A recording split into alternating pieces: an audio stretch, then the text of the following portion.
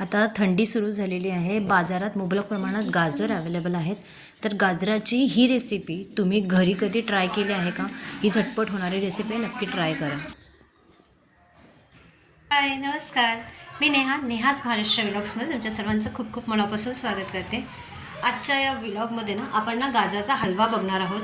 आणि तो मी थोडा वेगळ्या पद्धतीने आज तुम्हाला करून दाखवणार आहे.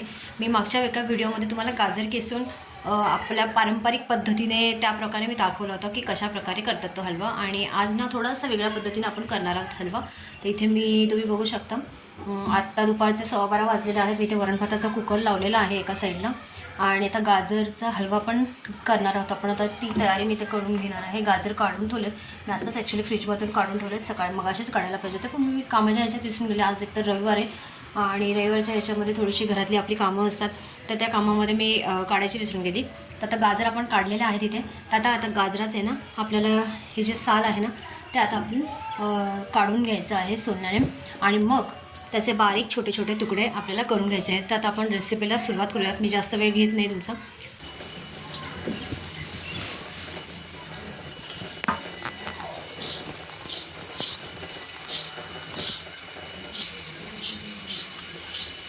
तर अशा प्रकारे आपल्याला गाजर जे आहे ना त्याचं साल काढून घ्यायचं आहे.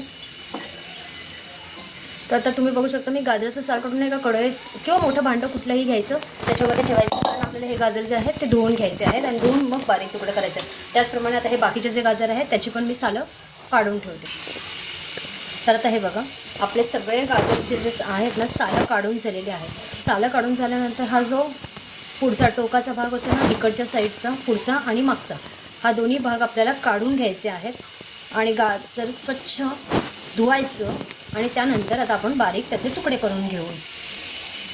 आता आपण मी विळीवर घेते. जर तुम्हाला सुरीची सवय असेल तर तुम्ही डायरेक्ट सुरीवर जरी कट केले तरी चालणार आहे. तर आता आपण हे मागचं आणि पुढचं टोक काढून घेऊया.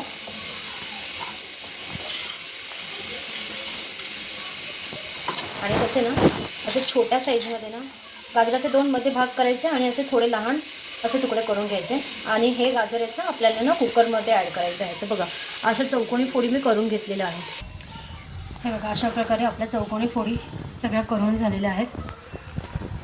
तर आता कुकर गॅसवर तापायला ठेवलं आहे. कुकरमध्ये 3 चमचे साजूक तूप ॲड करायचं. आणि त्यानंतर आता हे आपण जे चौकोनी तुकडे केलेले आहेत ते आपल्याला ॲड करून 4 ते 5 मिनिटभर हे तुकडे जे आहेत गाजराचे ते आपल्याला परतून घ्यायचे आहेत कुकरमध्ये. आणि त्यानंतर तुम्हाला दाखवण्यासाठी मी साय सेपरेटली काढली होती दुधावरची. तर साय आपल्याला याच्यामध्ये ॲड करायची आहे. सोबतच 2 कप मी दूध पण ॲड केलेलं आहे.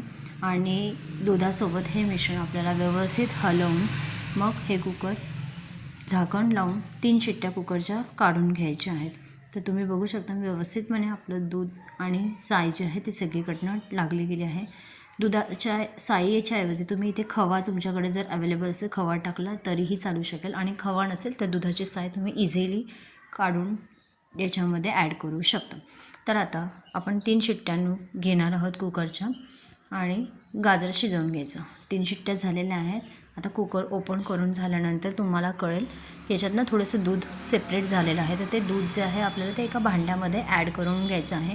हे दूध फेकून न देता याचा वापर जो आहे तुम्ही दुसऱ्या पदार्थासाठी करू शकता. भले तुमच्याकडे अजून जर गाजर असेल तर गाजराचा हलवा करू शकता किंवा शिरा पण करू शकता तुम्ही ह्याचा. तर आता स्मॅशरच्या साह्याने आपण हे स्मॅश करून घ्यायचं गाजर व्यवस्थितरित्या. याच्यामध्ये मी पाऊण किलो गाजर घेतले होते.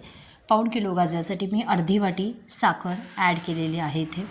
तर आता साखर पूर्णपणे मेल्ट करून घ्यायची आपल्याला. हे मिश्रण शिजू द्यायचं.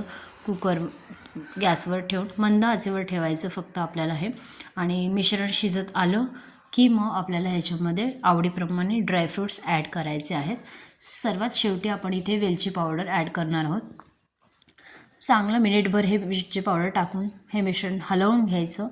आणि आता हलवा तयार झाला आहे की नाही हे कसं ओळखणार, तर त्यासाठी स्पॅच्युला किंवा तुमच्याकडे उलटणं जे काही घेणार असाल तुम्ही ते असं उभं ठेवून बघायचं. जर ते उभं राहिलं तर याचाच अर्थ आपला हलवा खाण्यासाठी तयार झालेला आहे. फायनली आपला गाजराचा हलवा तयार झालेला आहे. तर इथे मी गार्निशिंगसाठी थोडेसे ड्रायफ्रूट्स वरून टाकलेले आहेत. तर तुम्हाला दाखवते मी आता.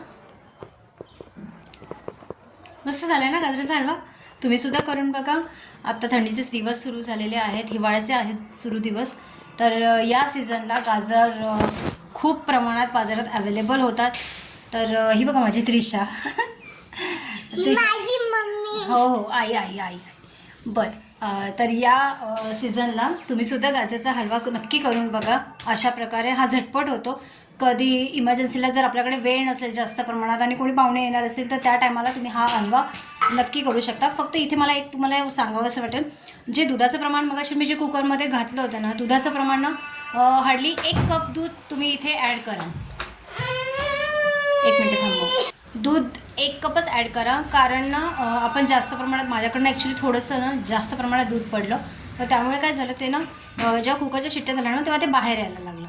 तर असं होऊ नये तुमच्या बाबतीत, म्हणून मी तुम्हाला एवढंच सांगणार आहे की दूध जे आहे ते थोड्या कमी प्रमाणात टाका तुम्ही.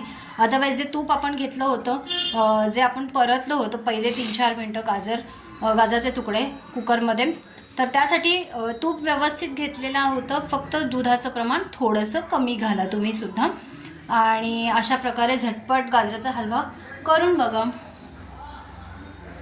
आज गाजराचा हलव्याचा व्हिडिओ मी तुमच्याबरोबर शेअर केला. तो तुम्हाला कसा वाटला तो मला नक्की कमेंट करून सांगा. जर आवडला असेल तर तुम्हीसुद्धा अशा प्रकारे एकदा बनवून बघा, थोड्या प्रमाणात बनवा. जर व्हिडिओ आवडला असेल तर लाईक करा, चॅनलला सबस्क्राईब करा जर तुम्ही नवीन असाल, नव्याने जर माझा हा व्हिडिओ बघत असाल तर भेटूयात पुढच्या व्लॉगमध्ये. तोपर्यंत बाय बाय.